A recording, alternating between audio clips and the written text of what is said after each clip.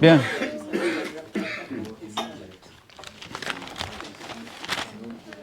Alors, voyons voir les nouvelles du jour. Hélas, hélas. Ouais, la politique, c'est toujours la même chose, allez, on laisse tomber. La météo, c'est toujours intéressant, mais bon, on regarde par la fenêtre, on a déjà compris ce qu'il en est. Moi, j'aime la rubrique faits divers. Alors ça, c'est toujours aussi très croustillant.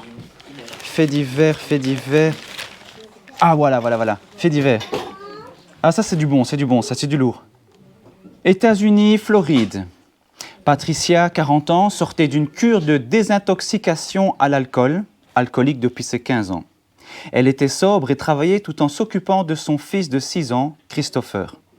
Un jour, Léonard, un jeune homme qu'elle avait rencontré pendant la cure, lui a demandé son aide. Il était toujours très accro au crack, dérivé de la cocaïne, et voulait reprendre le traitement. Elle a accepté de l'aider et l'a hébergé chez elle. Sa mère lui reproche de l'aider alors qu'il n'est pas encore sevré et qu'il a déjà déçu. Elle lui répond « Ouais, mais tu as toujours dit que tout le monde méritait une chance. » Mais quand elle s'est aperçue qu'il lui volait des choses, elle a menacé de le livrer à la police. Il s'est énervé et l'a étranglée. Elle est morte. Ensuite, il a tué Chris, qui s'était caché dans un placard. Vous êtes encore là, hein? Le tribunal aujourd'hui, c'est vous. Les jurés aujourd'hui, c'est vous. Léonard en question. Coupable ou non coupable? C'est vous qui décidez, hein? Coupable ou non coupable? Celui qui pense qu'il est coupable, lève la main. Celui qui pense qu'il n'est pas coupable peut lever la main. Il n'y a pas foule, visiblement. Vous avez eu la bonne vision, puisque dans le tribunal qui a jugé son cas, il a été jugé pour double homicide, donc forcément une double peine à perpétuité en prison. Ça veut dire que s'il meurt et qu'il ressuscite toujours sur la justice humaine, ben, il continuera à vivre une deuxième vie en prison, jusqu'à sa mort, deuxième mort. Bon. C'est clair qu'il était en état de manque par rapport à la drogue. Il cherchait à pouvoir trouver une solution par rapport à son besoin vis-à-vis de la drogue. Et donc, s'emparer des affaires de Patricia était la solution la plus facile, la plus rapide pour lui. Il les a volées pour les vendre et puis, bien sûr, se procurer un peu de drogue. Vous connaissez peut-être le problème de la drogue mieux que moi. On ne va pas aujourd'hui s'étendre sur ce problème de la drogue, mais j'aimerais qu'on discute, qu'on réfléchisse un peu sur la question du mal, la question de la souffrance et tout ce qui est un peu connexe par rapport à ça. Et je vous invite à vous rappeler déjà dans Genèse chapitre 1, au verset 31, ce que Dieu nous révèle quand il a créé ce monde, un monde qui n'était peut-être pas ressemblant à ce que nous connaissons aujourd'hui, mais qui était, comme le dit le texte, tout était très bon. Tout était très bon, tout était très beau, tout était magnifique. Ça, c'est le monde qui a été créé par Dieu dès l'origine. Un monde parfait, un monde paradisiaque. Et Dieu ne va pas laisser l'humanité sans consigne. Il va leur donner, dès le départ, une consigne qui va être, pour eux en tout cas, important de pouvoir respecter. Et nous la trouvons dans Genèse chapitre 2, pour ceux qui ont leur Bible peuvent l'ouvrir, versets 16 et 17. Genèse chapitre 2, versets 16 et 17. Genèse chapitre 2, versets 16 et 17. Et le texte dit ceci. L'Éternel Dieu donna cet ordre à l'homme. Tu pourras manger les fruits de tous les arbres du jardin, mais tu ne mangeras pas le fruit de l'arbre de la connaissance du bien et du mal, car le jour où tu en mangeras, tu mourras, c'est certain. Voilà la consigne que Dieu avait donnée à l'être humain dès le départ. Et moi, je me permets de partager une question qui me chiffonne quand même. Je n'ai pas toutes les réponses, mais on peut se permettre de réfléchir quand même en tant que croyant, je pense. Je pense que Dieu aime la réflexion. Franchement, c'était pas plus simple pour Dieu de ne pas placer ce fichu arbre dans le jardin d'Éden? Quand on sait tout ce que ça engrange comme conséquence aujourd'hui, on est en plein dedans.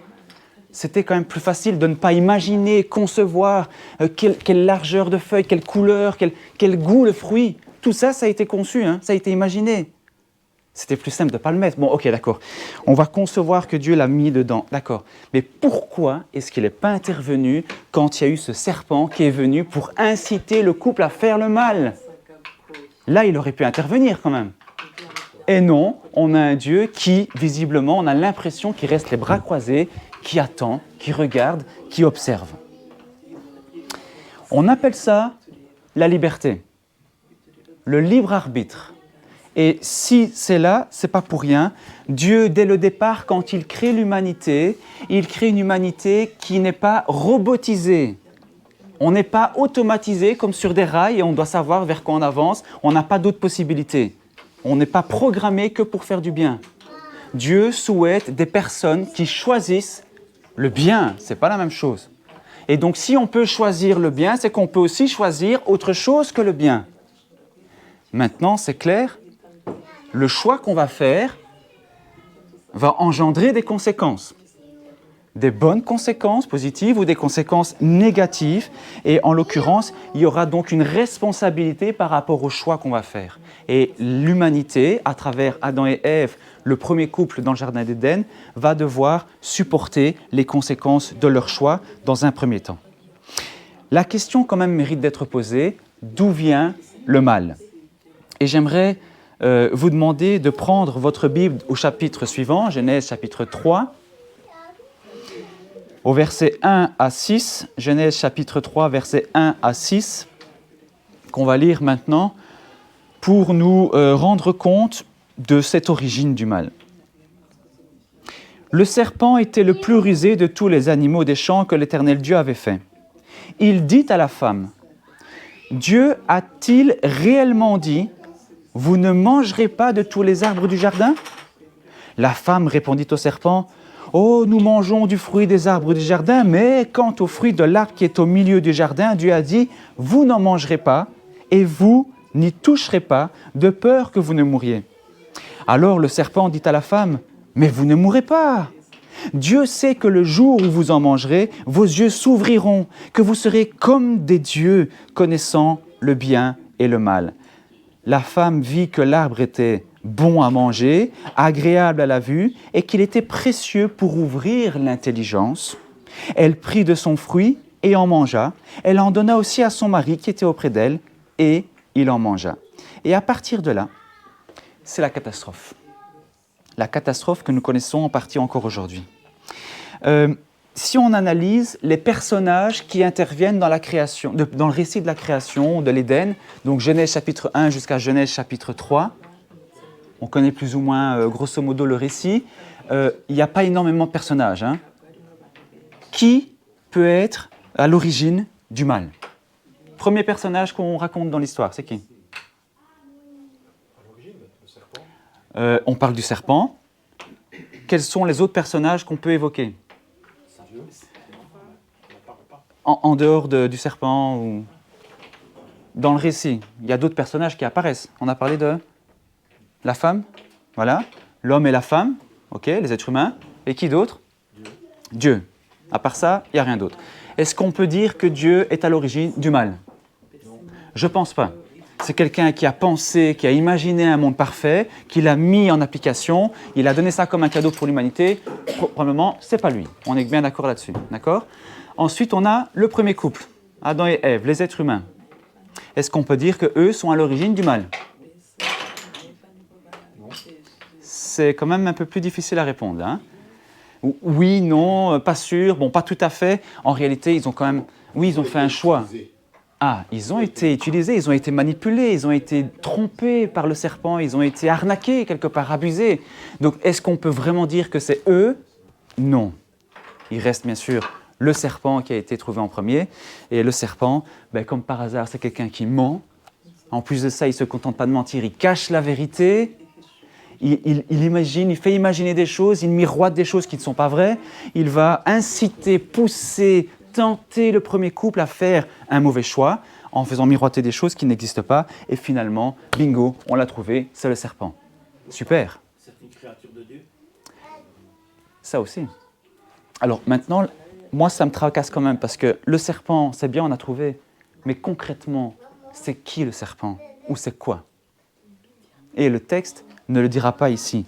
Mais si on lit la Bible, on va avoir plein d'éléments pour pouvoir identifier ce serpent-là. Alors j'ai déjà entendu certaines personnes qui ont chuchoté là, le diable, pourquoi pas, bien sûr. En tout cas, le serpent est une image qui va illustrer ce que cet être va faire.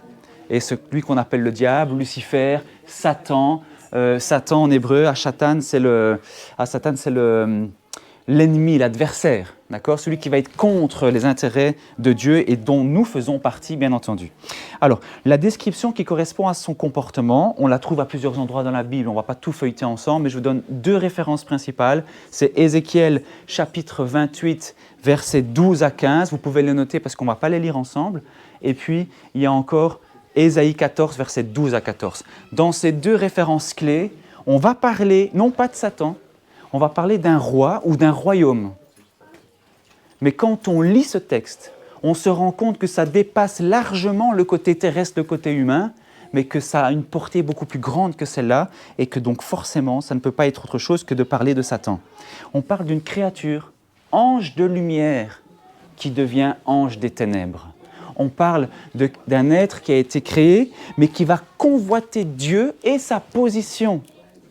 Autrement dit, ici, on est clairement en train d'avoir un portrait de ce Satan en question, du diable, qui est dans la rébellion, qui est dans l'usurpation, qui est dans l'oppression, dans l'agression. Et un mot qui pour moi est important et qui va être répété à plusieurs reprises dans la Bible, c'est dans la destruction.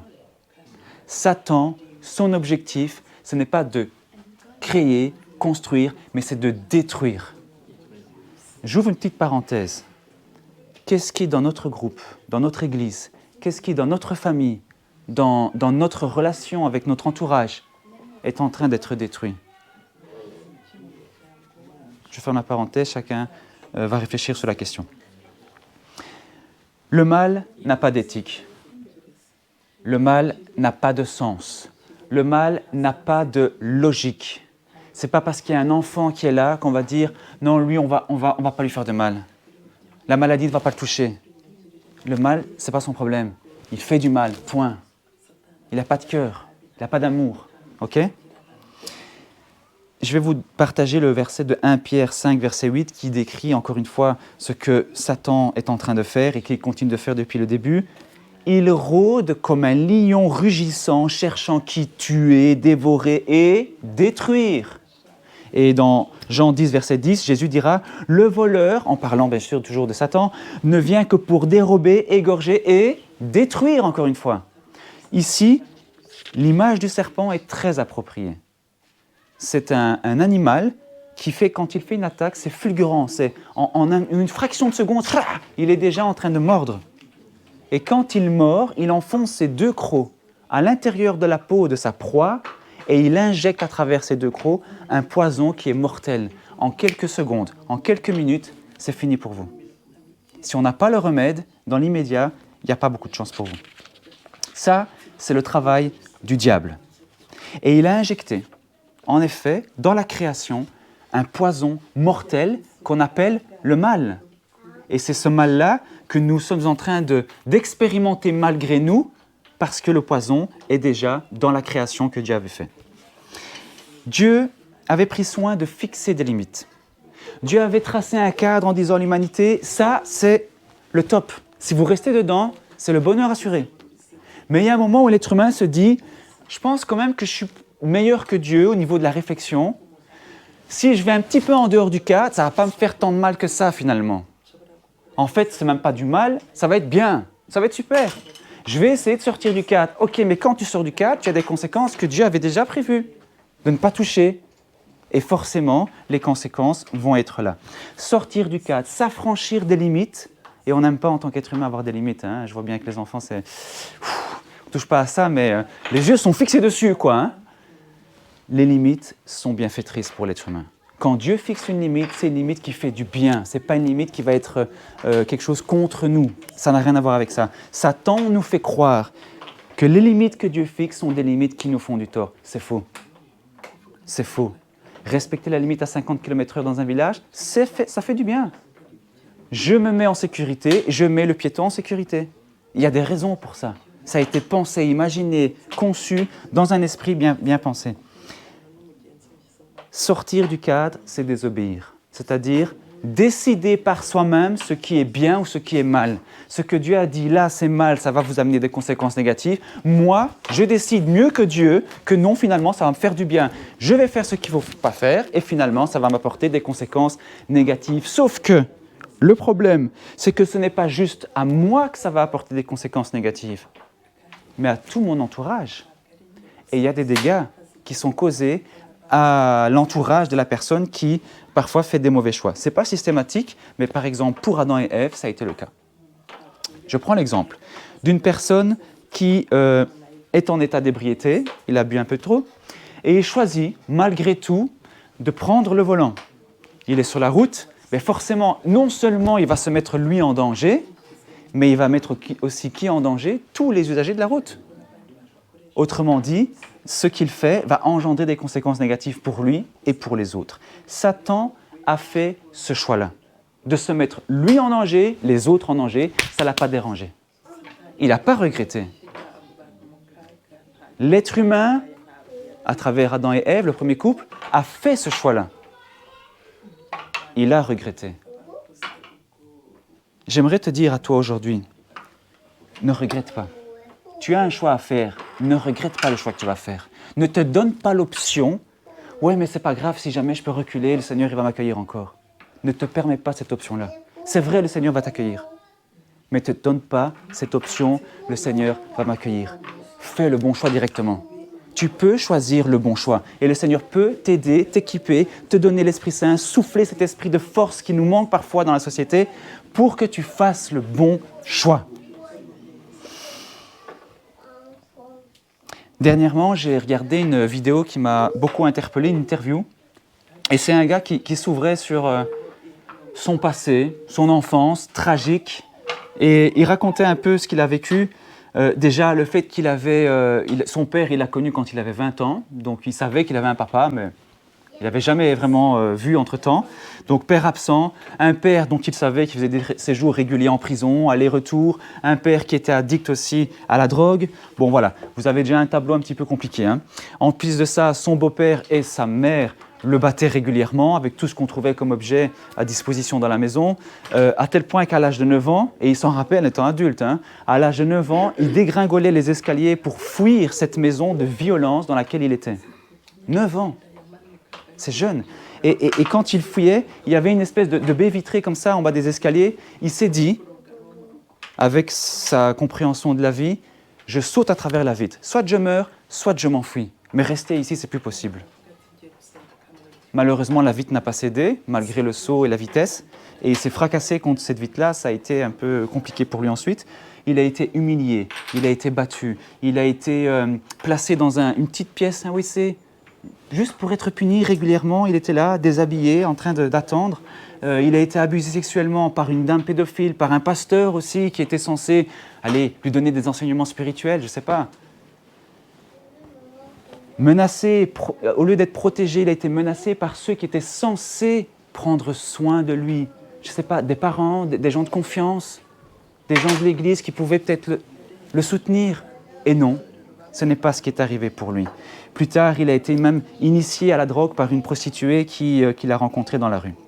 Vous imaginez ce parcours de honte, de culpabilité, de souffrance. Et tout ça, il traîne avec lui jusqu'à l'âge adulte. Si cette personne devenue adulte commet un délit, coupable ou non coupable?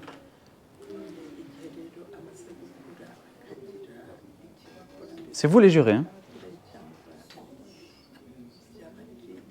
On a déjà plus de mal à répondre que tout à l'heure, je vois. Hein? Coupable, on lève la main? Non coupable? Ah, il y en a qui se dérouillent là-bas. Ah. Cette personne s'appelle Léonard. Léonard avait 21 ans au moment du double meurtre. Vous imaginez, on essaye d'imaginer, parce que ce n'est pas notre vie, donc c'est difficile d'imaginer, mais on peut essayer d'imaginer ce qu'il a vécu comme parcours de souffrance pendant toute son enfance.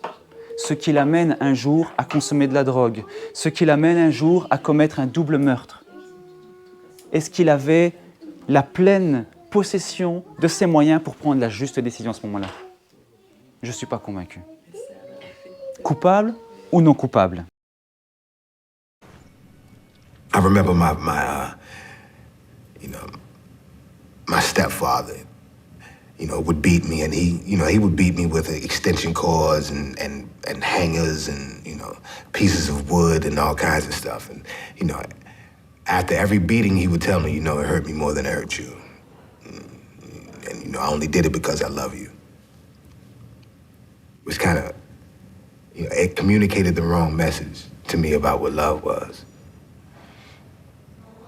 So for many years, I thought that love was supposed to hurt. And I hurt everyone that I love. And I measured love by how much pain someone would take from me. And it wasn't until I came to prison in an environment that is devoid of love that I began to have some sort of understanding about what it actually was and was not. And I met someone, and she gave me my first real insight into what love was, because she saw past my conditions and the fact that I was in prison with a life sentence for murder, and not only for murder, but for doing the worst kind of murder that a man can do, murdering a woman and a child. And it was Agnes, the mother and grandmother of Patricia and Chris, the woman and child that I murdered, who gave me my best lesson about love, because by all rights, she should hate me.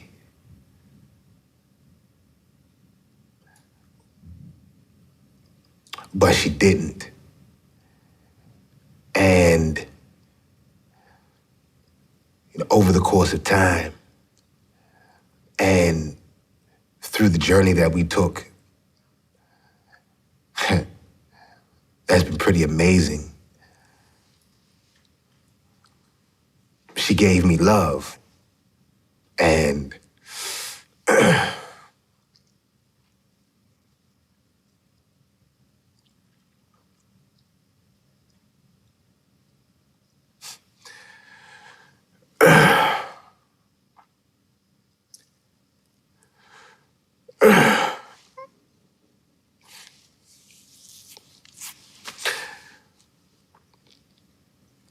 she taught me what it was.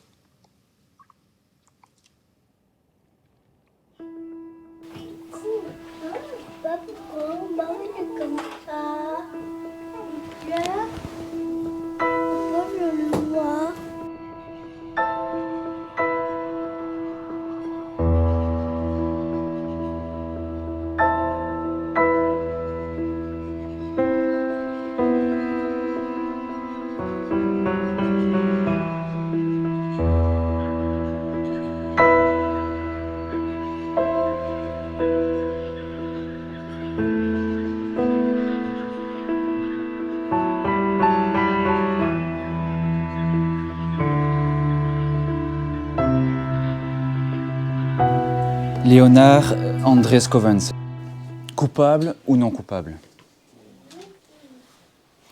C'est déjà un autre tableau, hein, quand on apprend à connaître la personne. Il a fait beaucoup de mal, oui ou non? Oui, c'est clair. Il le dit lui-même, il ne le cache pas. Est-ce qu'il a fait ce mal-là en connaissance de cause et volontairement? C'est déjà discutable. Quand on est sous l'emprise de la drogue, c'est déjà très discutable. Il a subi de douloureuses souffrances pendant son enfance et une injustice sans nom? Clairement, je pense qu'on peut dire oui. Il a été le produit de son environnement? Oui. Autrement dit, ce qu'on appelle ici, Léonard, c'est une victime. Victime. Et une victime ne peut pas être coupable. Victime, c'est un mot qui va revenir. Il est coupable, c'est vrai, selon la justice des êtres humains. Une justice qui ne cherche pas forcément à faire justice parce qu'elle n'a jamais pu ressusciter ni Patricia ni Chris. Une justice qui ne cherche pas à réparer en tant que telle, mais une justice qui a dit simplement, voilà, on a désigné quelqu'un, il est en prison, c'est bon. Quelqu'un qui a tué mérite la mort. Soit il est là, soit on le tue. Mais ce n'est pas une vraie justice. Peut-être que, et je me fais un porte-parole de Dieu sans savoir si c'est ce que Dieu va décider ou pas par rapport à son cas, mais j'ai l'impression qu'on a un Dieu qui ne voit pas Léonard comme quelqu'un de coupable. Je laisse bien sûr le soin au Très-Haut de faire son jugement. C'est quelqu'un qui est d'abord victime avant d'être quoi que ce soit d'autre. Et il a vécu dans cet état de victime jusqu'à le moment où il a vécu, où il a commis ce meurtre. Il y a un débat politique qui avait lieu par des humoristes français. Ceux qui ne connaissent pas Les Inconnus, c'est aller chercher. À un certain moment, ils imitent donc les politiciens et on parle d'un juge qui avait été assassiné. Bon, on a retrouvé mort, en tout cas dans son appartement, et c'est le juge qui enquêtait sur les fausses factures du parti. On demande la question, mais maintenant, dites la vérité. Ce juge-là, c'est vous qui l'avez tué ou bien? Ouais, pas tout à fait, disons que c'est un suicide dans la mesure où on ne l'a pas laissé le choix. Ouais, un peu bizarre déjà. Ok, finalement, vous êtes coupable ou pas? Responsable, mais pas coupable. Responsable, mais pas coupable. Eh bien, je pense que pour Léonard et peut-être chacun d'entre nous aujourd'hui, responsable, oui, coupable, non, parce qu'on est d'abord victime. La souffrance peut être une conséquence négative à un choix que l'on aurait fait. Je fume, j'ai le cancer des poumons. Mais on a vu que le mal n'est pas logique. Autrement dit, tu peux avoir le cancer de poumon même si tu n'as jamais touché une cigarette. Tu peux avoir un accident de voiture si tu roules très bien, tu as attaché ta ceinture, mais il y a quelqu'un qui grille le feu rouge à ce moment-là et qui te fonce dedans. Accident tragique. Est-ce qu'on va dire que c'est parce que tu as mal roulé cette fois-là, il ne fallait pas prendre la voiture ce soir-là? Non. Donc le mal n'est pas logique. Chris voit sa mère se faire tuer. Est-ce que c'est de sa faute si lui-même se fait aussi assassiner après? Non. Il a 6 ans. Le mal n'est pas logique. Alors moi, j'aimerais quand même poser la question et essayer de creuser ensemble pourquoi la souffrance existe si Dieu existe. Est-ce qu'il n'y a pas moyen de mettre un terme à cette souffrance-là? Et là, par contre, c'est logique. La souffrance existe parce que le mal existe. Le mal existe parce que la liberté existe. La liberté existe parce que l'amour existe.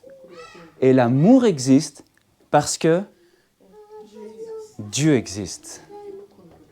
Si je fais le raccourci, la souffrance ou le mal existe parce que Dieu existe. Quelque part, on a trouvé un responsable. Alors, je me fais comprendre, je mets responsable avec des guillemets. Ce n'est pas que Dieu est à l'initiative du mal, on l'a bien vu ensemble. Ce n'est pas que Dieu va profiter du mal ou va encourager le mal, bien au contraire. Mais Dieu est la seule autorité suprême capable de trouver une solution par rapport au mal. C'est en ça qu'il est responsable. Vous voyez la différence ? Dieu est responsable de ce mal-là dans la mesure où il va mettre en place un plan de sauvetage spécialement pour tous ces êtres humains qui sont victimes. Après, c'est à chacun à l'accepter. Ça, c'est autre chose. Où est Dieu dans la souffrance? Mais l'exemple d'Agnès, qu'il a cité, donc la maman de Patricia, la grand-mère de Chris, est interpellant. Elle a eu 3 enfants. Le premier enfant, un des enfants en tout cas, est mort bébé, mort subite. D'accord? Bon, voilà, c'est des incidents de la vie qui sont tristes. Il lui reste encore 2 enfants. 2 ans avant la mort de Patricia, elle perd un 2e enfant.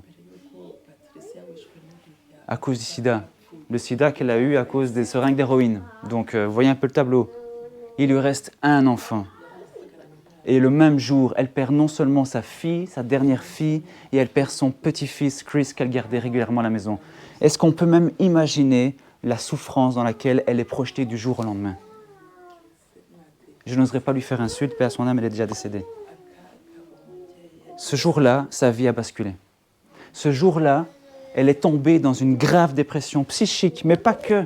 Même physiquement, elle dira qu'elle est tombée malade au point de mourir. Elle était proche de la mort, qu'à certains moments, elle s'est dit « je ne peux plus continuer comme ça ». Et là, elle a changé la manière de penser. Qu'est-ce qu'il me reste comme personne dans mon entourage? Je n'ai qu'une personne que je connais, c'est Léonard. Celui qui a brisé ma vie, c'est avec lui que je vais rentrer en contact. Et c'est ce qu'elle a fait. Elle a commencé à rentrer en relation avec ce Léonard qui était en prison, qu'elle ne pouvait pas voir, donc c'était une relation à distance. Elle a commencé à chercher à comprendre pourquoi il s'est passé ce qu'il s'est passé.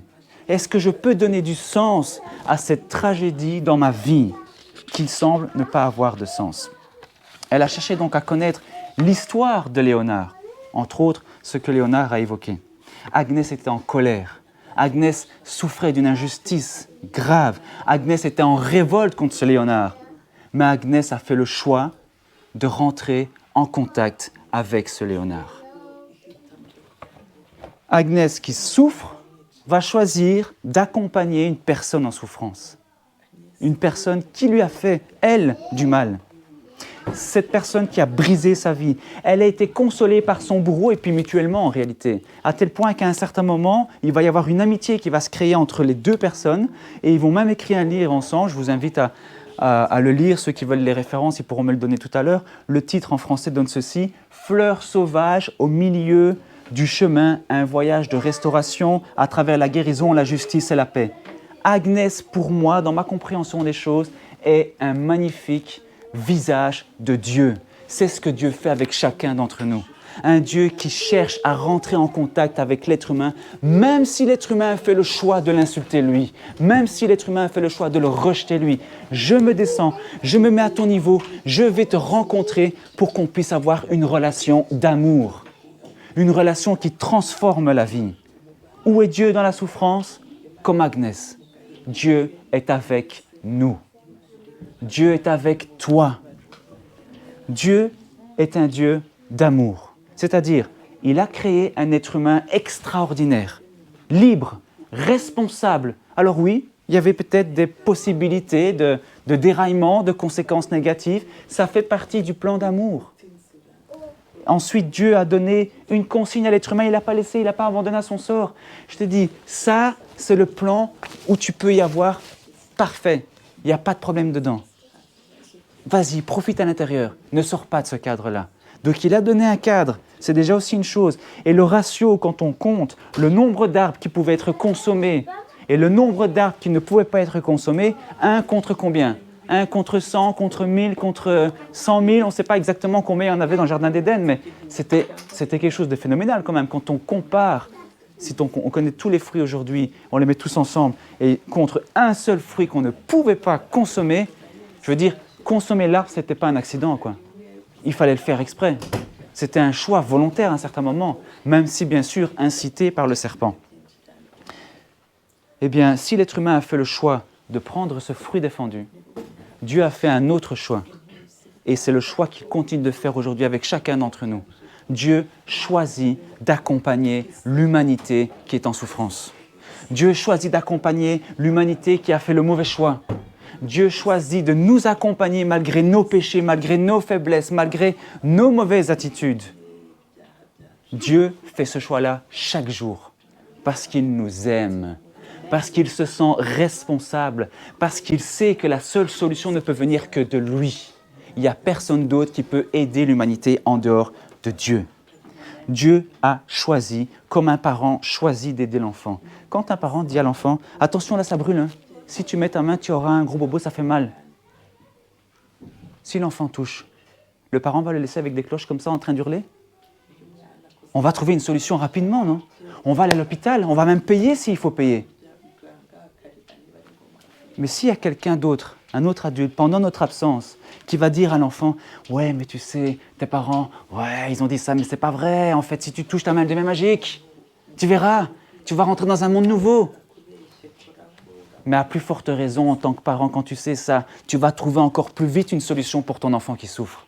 Encore plus vite. Dieu est ce Dieu d'amour, un Dieu qui veut nous aider à trouver la meilleure solution par rapport à nous. Autrement dit, quand Dieu nous voit en train de souffrir, Dieu souffre avec nous. Voilà où est Dieu dans la souffrance. Dieu souffre avec l'être humain. Et Dieu ne veut pas que tu souffres, toi. Ça, c'est le projet de Satan. Satan fait tout pour détruire, pour casser tout ce que Dieu aurait pu mettre en place dans ce plan d'amour pour l'être humain. Parce que Satan, son seul projet qu'il avait pour l'être humain, c'était d'injecter ce poison mortel pour chacun d'entre nous. Mais Dieu a cassé ce plan-là par un plan d'amour, de salut qu'il a prévu pour chacun d'entre nous. Dieu t'accompagne dans la souffrance. Il a choisi de t'accompagner. C'est lui qui le fait. Et en le faisant, il souffre avec toi.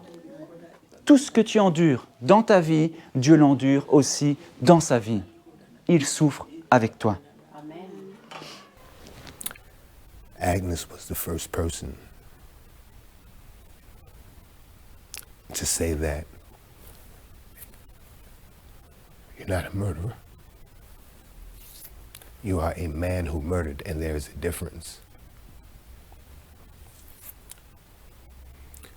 Prior to that, I couldn't really grasp that. And so I lived as a murderer and as a killer. And what does that mean if a man defines himself in that way? Agnes stopped that. And once she stopped that, I was able to begin to look at myself as a man, as a human being, and that was the beginning of a change. C'est quelque chose qui m'a toujours parlé. Comment une chose, une phrase, un mot peut être le déclic pour transformer une personne. Ce que Agnès a dit ce jour-là, tu n'es pas un monstre, tu n'es pas un meurtrier. Tu es une personne qui a tué, c'est vrai, mais ça ne fait pas de toi quelqu'un qui tue constamment. Ce que Agnès a dit a permis à Léonard de goûter à quelque chose d'autre, de goûter à la liberté dans cet amour de Dieu. C'est grâce à Agnès en partie d'ailleurs s'il a pu trouver Dieu en prison. Et ça fait une complète différence. Ça a permis à Léonard de pouvoir vivre libéré de ce costume qu'il avait parce qu'on l'avait collé sur lui l'étiquette meurtrier, assassin. Et combien d'étiquettes on se pose nous-mêmes chaque jour? Oh, je suis mauvais conducteur. Oh, je suis mauvais travailleur. Oh, je ne travaille pas correctement. Oh, je suis quelqu'un qui n'a pas de bonnes relations avec les autres. On se crée nous-mêmes parfois des costumes qui sont lourds pour nous, mais que Dieu nous invite, s'il vous plaît, à abandonner. Enlève ça. Tu es beaucoup plus que ça. Tu peux être libéré de ce costume-là. En tout cas, il le dit lui-même, j'ai pu être un véritable être humain, pas juste un assassin. Parce que je vaux plus que ça. Il n'était pas capable de sortir d'eux, il a fallu l'aide de quelqu'un. Eh bien, je pense qu'il a pu goûter à cette image de Dieu qui était au fond de lui et qu'il n'avait pas pu goûter avant parce qu'on lui avait dit qu'il n'était pas cette image-là. Mais Dieu nous le dit, vous êtes créés à l'image de Dieu. À l'image de Dieu. Il a fondé avec Agnès un centre pour pouvoir aider aussi d'autres personnes à goûter à cette liberté dans l'amour. Et d'ailleurs maintenant, comme il ne peut pas sortir de sa prison, lui il travaille avec d'autres prisonniers pour justement leur permettre aussi à vivre quelque chose de beaucoup plus libératif à travers ce qu'on appelle la justice restaurative. Il a fait une prière à un certain moment qui va exprimer quelque chose de fondamental. Et il dira « Je me suis souvenu de tout ce que j'ai subi comme douleur étant enfant. Et j'ai remercié mon Dieu pour tout cela. Je n'avais jamais été aussi reconnaissant de ma vie. Toutes ces années d'abus, de honte, de douleur, de coups et de douleur, Seigneur, mon Dieu, la douleur. Je te remercie. Parce que je ne serais pas l'homme que tu veux que je sois s'il n'y avait pas eu la saleté, la crasse et la dévastation que j'ai dû traverser pour me tenir debout. Ce qu'il est en train de dire là est fondamental. Si je suis debout aujourd'hui, Seigneur, c'est parce que j'ai eu un parcours de souffrance avant. C'est pour ça que je te remercie. Non pas que ça m'a fait plaisir d'avoir la souffrance, mais que la souffrance en soi est une porte de sortie. La souffrance en soi est un moyen de donner du sens à ce qu'on souffre. La souffrance est l'occasion de réfléchir à ce qu'on vit. L'occasion de pouvoir choisir de vivre mieux, choisir de rencontrer Dieu, choisir de pouvoir, monter, escalader pour arriver jusqu'au ciel. En réalité, c'est Dieu qui descend jusqu'à nous. À travers la souffrance, tu peux tirer quelque chose de positif. Ta semaine a été compliquée? Pour l'instant, tu passes des moments difficiles? Le Seigneur veut que tu trouves un sens à cette souffrance-là, à cette difficulté-là. Parce que grâce à cette difficulté, à cette souffrance, tu pourras trouver quelque chose de positif pour ta vie ensuite, qui non seulement profitera à toi, mais aussi aux autres. Et on a un rejaillissement de bénédiction pour ceux qui nous entourent. Tu peux découvrir ou redécouvrir cette image de Dieu que Dieu a placée en toi. C'est ce que Léonard a vécu. Et je pense que c'est ce que nous sommes appelés en tout cas à vivre, à redécouvrir cette image d'une personne magnifique que Dieu a créée, que Dieu avait planifiée, que Dieu avait prévue pour que tu sois une bénédiction là où tu te trouves. C'est ça que Dieu veut que tu sois. Parce que tu es une victime, responsable peut-être, mais pas coupable. Et ça fait une différence. Et si jamais tu te sens coupable, ou tu es coupable, même selon la justice de Dieu, Dieu a prévu un plan de secours, un plan de sauvetage, un plan d'amour pour te sortir de là et te permettre de pouvoir être sauvé grâce à ce qu'il a mis en place, te rendre libre dans son amour. Amen. Amen. Que le Seigneur nous bénisse tous.